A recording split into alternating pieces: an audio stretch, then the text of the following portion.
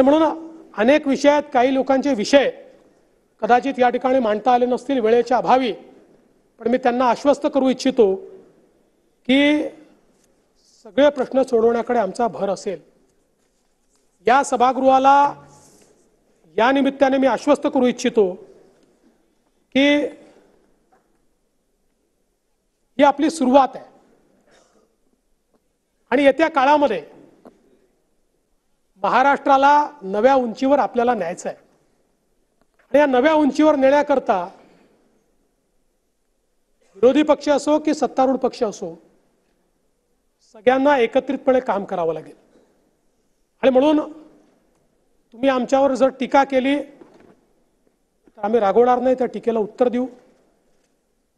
विनाकारण टीका केली तर जोरदार उत्तर देऊ। एक नरेटिव्ह केला तर थेट नरेटिव्हने उत्तर देऊ।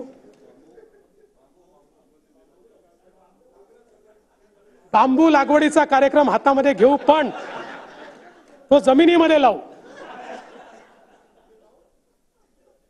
जमिनीत लावू।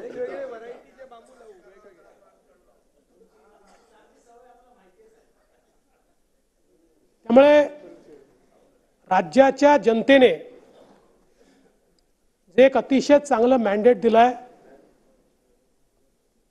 मॅन्डेट मिळाल्यानंतर आम्ही खरोखर आनंदीच होतो, पण आता तो आनंद ओसरल्यानंतर जबाबदारीची जाणीव आम्हाला आहे।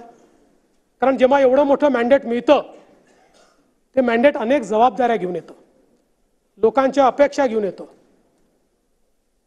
त्या अपेक्षा पूर्ण करणं ही आमची जबाबदारी आहे आणि म्हणून जी काही आमची क्षमता आहे त्या क्षमतेचा पूर्ण वापर करू। अलीकडच्या काळामध्ये अनेक मीम्स चालतात।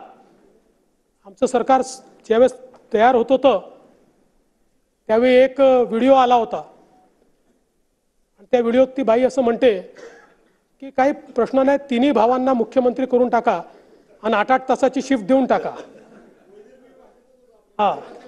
तशी आम्ही शिफ्ट वाटून घेतली आहे।